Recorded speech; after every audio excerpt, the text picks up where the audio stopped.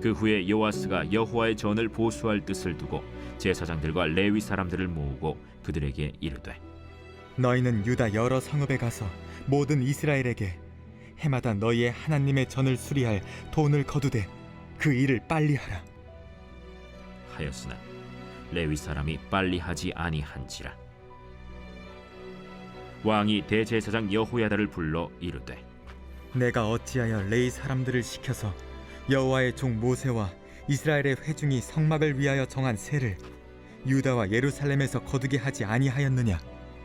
이는 그 악한 여인 아달랴의 아들들이 하나님의 전을 파괴하고 또 여호와의 전의 모든 성물들을 바알들을 위하여 사용하였음이었더라.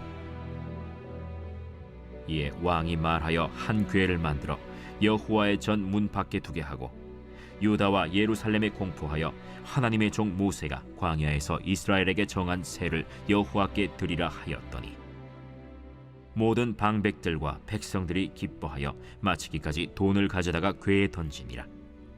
레위 사람들이 언제든지 궤를 메고 왕의 관리에게 가지고 가서 돈이 많은 것을 보이면 왕의 서기관과 대제사장에게 속한 관원이 와서 그 궤를 쏟고 다시 그곳에 가져다 두었더라.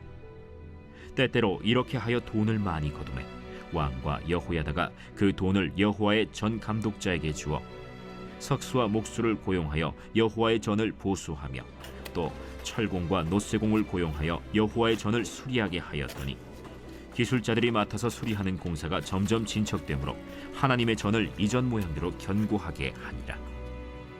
공사를 마친 후에 그 남은 돈을 왕과 여호야다 앞으로 가져왔으므로 그것으로 여호와의 전에 쓸 그릇을 만들었으니 곧 섬겨 제사 드리는 그릇이며 또 숟가락과 금은 그릇들이라.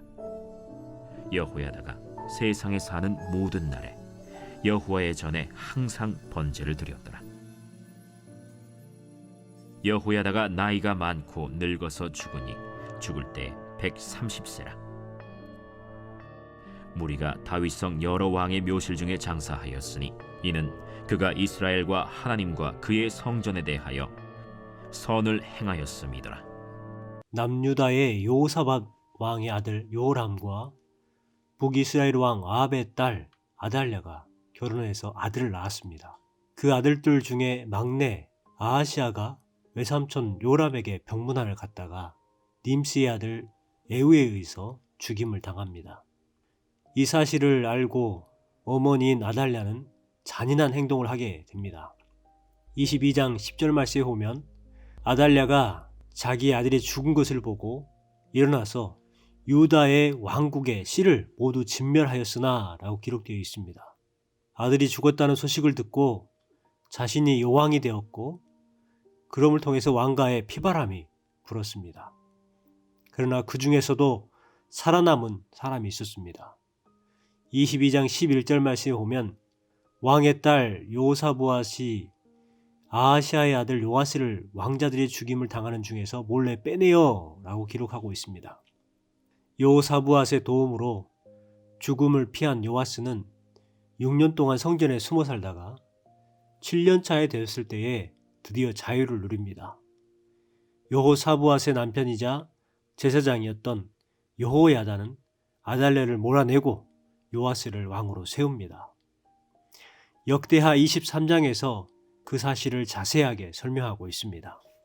제사장 여호야다가 이스라엘 족장들과 제사장들과 레위 사람들을 통해서 요아스를 경호하게 하고 그를 성전으로 인도해서 그에게 기름을 붓고 왕으로 세웁니다. 이때 이 사실을 알게 된 아달랴는 분을 참지 못하고 옷을 찢으며 반역이다 라고 외칩니다. 여호야다는 백부장들을 불러내어서 아달랴를 처형하게 합니다. 이렇게 해서 요아스의 피난 생활은 끝나고 왕으로 세움을 받게 됩니다. 요아스가 왕위에 오를 수 있었던 것은 바로 제사장 여호야다의 도움이 있었기 때문이었습니다. 7살의 어린 나이에 왕위에 오른 요아스는 40날 동안에 하나님 보시기에 바르게 행했습니다. 24장 2절에 보면 제사장 여호야다가 세상에 사는 모든 날에 요아스가 여호와 보시기에 정직하게 행하였다 라고 기록하고 있습니다. 이 말 속에 요아스가 여호야다의 많은 영향력을 받고 살았음을 알 수가 있습니다. 어린 나이에 왕위에 오른 요아스는 자신의 생명의 은인이자 자신을 왕으로 추대한 요호다다로부터 선한 영향력을 많이 받았습니다. 오늘 주신 말씀을 통해서 하나님을 위해 선한 뜻을 품고 나가는 인생이 어떤 인생이 되는가, 또 선한 뜻을 이루는 삶이란 어떤 삶인가에 대해서 생각해 보려고 합니다. 먼저 선한 뜻을 이루는 삶은 주님의 일에 열정을 가지고 사는 삶입니다. 요아스는 여호와의 전을 보수하기 위해서 뜻을 모읍니다. 그래서 제사장들과 레위 사람들을 모아 성전 수리를 위해서 경비를 마련하라고 명령합니다. 요아스가 성전을 보수하려고 했던 이유는 아달랴의 제사장들이 성전을 훼손하고 성전의 기물들을 바알에게 바쳐버리는 바람에 성전이 낡고 파손되었고 기물 또한 없어졌습니다. 그래서 하나님 앞에 제사조차 제대로 드릴 수가 없는 상황이었기 때문에 그랬습니다. 그러나 명령을 받은 이들은 그들의 일이 빠르게 처리되지 않았고 요아스는 대제사장 요아야다를 불러서 다시 명령을 내려서 독려합니다. 요아스는 성전 수리에 대한 열정을 가지고 있었습니다. 하나님을 위한 선한 뜻이라면 열정을 가지고 임해야 합니다.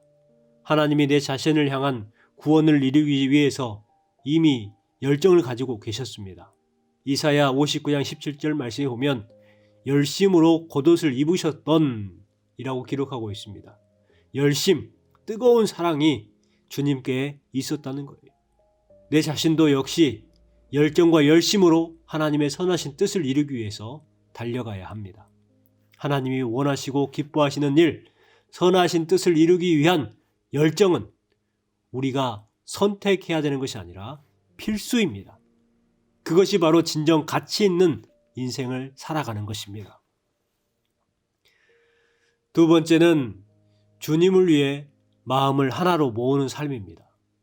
요아스와 여호야다는 한마음이 되어서 성전을 회복시키고자 노력했습니다. 또 모든 방백들과 백성들도 기쁨으로 동참을 했습니다. 성전에서 예배를 드리다 보면 금전이 들어가기 마련입니다. 공사를 해야 하고 보수를 해야 되고 성전의 집기 여러 가지 것들을 사용해야 되기 때문에 그것들이 필요할 때는 구매를 해야 됩니다. 사람들이 약해지는 부분이 물질입니다. 헌금 때문에 시험에 드는 경우가 많이 있죠. 헌금 때문에 문제가 생겼으면서도 겉으로는 다른 것 때문에 문제가 되는 것처럼 가식을 떠는 성도들도 있습니다. 그런데 주신 말씀처럼 모든 방백들과 백성들은 기쁨으로 동참했습니다. 10절 말씀입니다. 모든 방백들과 백성들이 기뻐하여 마치기까지 돈을 가져다 궤에 던지니라. 기뻐하여 마치기까지 그곳에 돈을 넣었다고 합니다. 모인 돈은 13절 말씀처럼 전문가들을 불러서 성전을 이전 모양대로 건축하고 견고히 세우는 데 사용했습니다.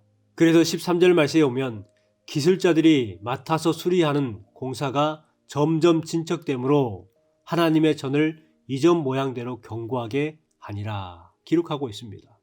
심지어 14절에 보면 성전을 수리한 후에도 돈이 남아서 성전에 쓸 그릇들과 물품들을 마련하게 되었습니다. 여호야다가 세상에 사는 모든 날에 여호와의 전에 항상 번제를 드렸더라 라고 14절 하반절에 기록하고 있습니다. 왕이 꿈꾸었던 성전 수리가 온 백성이 한마음 한뜻이 되어 처음 설계대로 견고하게 재건될 수 있었습니다. 건강한 공동체는 같은 말, 같은 마음, 같은 뜻, 그리고 같은 열매를 꿈꾸며 마음이 하나로 모아지는 공동체입니다. 아울러 지혜로운 지도자는 독선에 빠져서는 안 됩니다.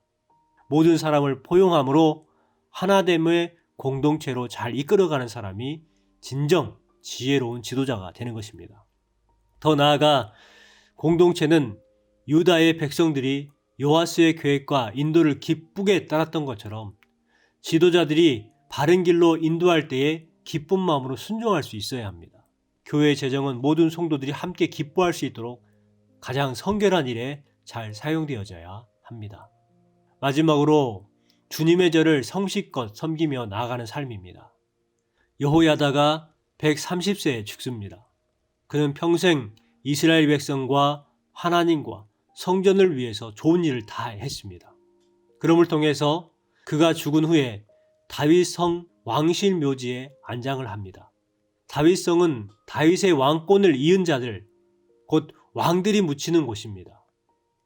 그럼에도 왕이 아닌 여호야다가 왕실의 묘실에 묻혔던 것은 그는 비록 왕은 아니었지만 끊어질 뻔했던 왕권을 회복했고 성전을 정결케 하는 등 하나님을 전적으로 신뢰하는 삶을 살았고 100세가 넘었음에도 모든 사람들보다 존경을 받았기 때문입니다. 엄청난 개혁의 주체자이었지만 자신의 정치적 야망보다는 오히려 성전을 지키고 예배하는 일, 그러한 일에 더욱 우선순위를 두었던 여호야다.